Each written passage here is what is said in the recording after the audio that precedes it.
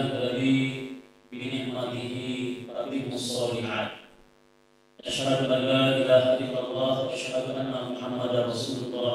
اللهم صل على نبينا محمد وعلى آله وأصحابه أجمعين. فقال الله تعالى في القرآن الكريم: أعوذ بالله من الشيطان الرجيم. بسم الله الرحمن الرحيم. قال رب اشرح لي صدري ويسر لي أمري واحلل عقدة من لساني يفقهوا قولي. ربنا زدنا علما وارزقنا فهما. آمين ya rabbal alamin. Bapak Ibu hadirin jamaah sholat zuhur Masjid Raya Al-Istiqomah Pasar Bangko rahimahumullah yang dirahmati oleh Allah Subhanahu wa taala.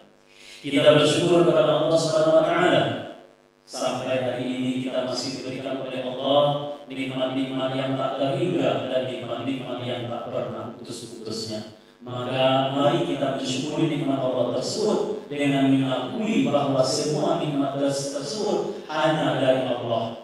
Kemudian kita ucapkan kalimat syukur, alhamdulillahirabbil alamin, alhamdulillah bi ni'matihi tatimmu shalihat. Kemudian kita gunakan semua nikmat-nikmat itu untuk kebaikan, untuk jalan-jalan yang Allah ridhoi.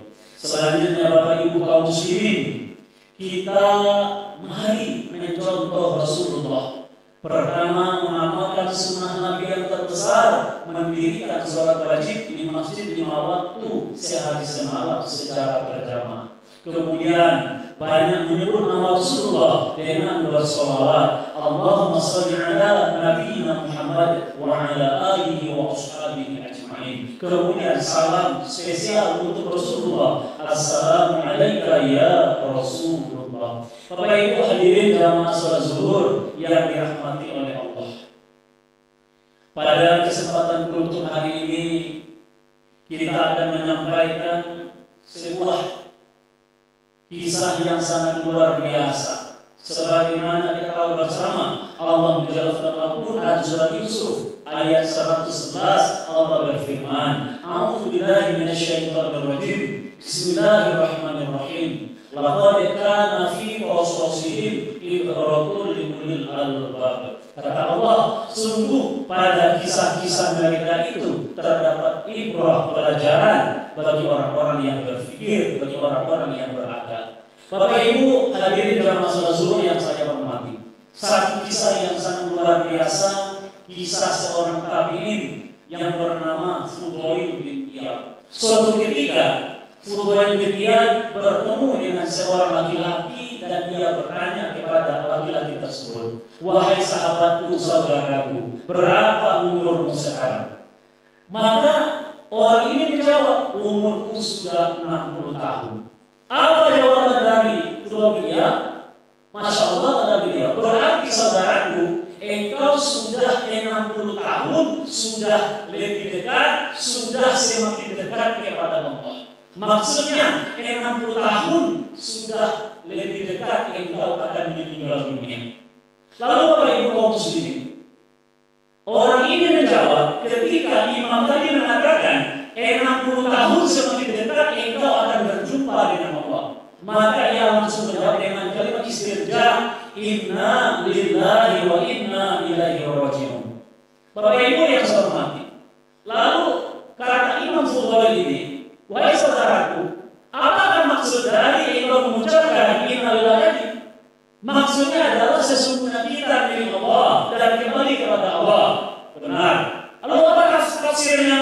Maka kata orang ini, wahai Abu Ali, kunyanya, wahai Fudail bin Iyad, tolong sampaikan kepadaku tafsir dari kalimat inna lillahi wa inna ilaihi raji'un dari Al-Quran surat Al-Baqarah. Inna lillahi wa inna ilaihi raji'un. Kata Imam Fudail bin Iyad, makna inna lillah maknanya adalah sesungguhnya kita adalah Abdullah, hamba Allah yang wajib beribadah kepada Allah. Lalu makna wa inna ilaihi raji'un, dan kita pasti akan berjumpa. Kita maknanya adalah kata beliau diberdirikan di depan Allah, diminta pertanggungjawaban berapa lamanya kita hidup di dunia. Tadi saudara Tuhan mengatakan 60 tahun, angkatlah umur 63 seumur Nabi, kata dia. 63 tahun nanti ditanya oleh Allah, akan dihadapkan oleh Allah, ditanya kemana saja, untuk apa saja 63 tahun itu dihabiskan selama engkau di dunia. Bapak Ibu yang kami hormati, maka ketakutanlah sahabatnya ini. Takut ingat maksiat yang banyak di masa lalu, di masa muda, banyak keburukan yang dilakukan, dia takut. Menghindar, ketakutan.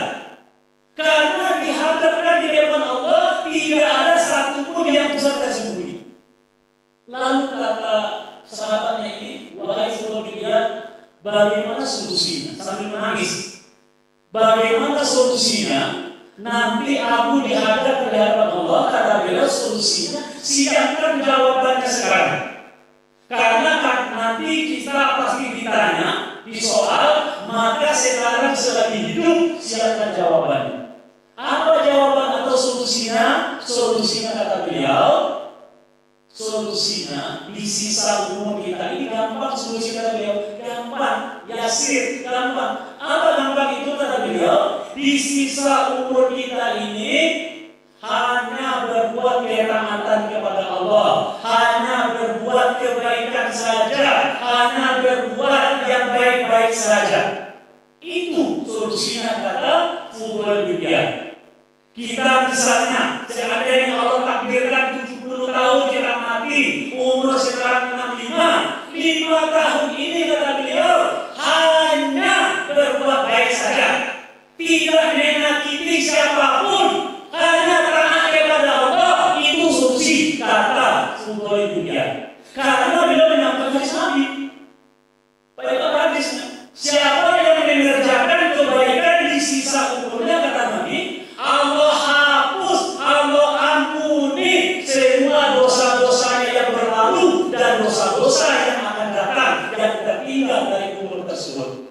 Kata Nabi sebaliknya, siapa yang di sisa umurnya yang tinggal sedikit ini berbuat kejahatan, keburukan, yang akan disiksa dosa di masa lalu dan akibat dosa yang akan datang. Maka kata beliau, wahai saudaraku, berbuatlah kebaikan, lakukan hanya kebaikan, amal soleh di sisa umur kita ini. Mungkin tinggal setahun lagi, mungkin 2 tahun lagi, atau mungkin 1 bulan lagi, atau mungkin 1 pekan lagi. Gunakan hanya untuk berbuat kebaikan saja, karena kebaikan yang kita kerjakan, amal soleh yang kita lakukan di sisa umur kita ini akan menghapus dosa-dosa kita di masa lalu dan dosa-dosa kita yang akan datang. Sebaliknya, kalau di sisa umur kita masih rajin bermaksiat, masih berbuat dosa, maka akan disiksa akibat dosa di masa lalu dan dosa yang akan datang. Bapak Ibu kaum muslimin, solusinya mudah. Agar kita nanti, kata Nabi dan kata Fudail ini, ketika nanti dihadap di hadapan Allah, mudah menjalaninya, Allah hapus semua dosa kita. Maka caranya satu, hanya berbuat baik, beramal soleh di sisa umur kita ini. Bapak Ibu kaum muslimin, apa hasilnya? Kalau kita hanya berbuat baik di sisa umur kita ini, Allah hapus, Allah ampuni, Allah maafkan segala dosa-dosa kita di masa lalu, keburukan kita di masa lalu dan yang akan datang.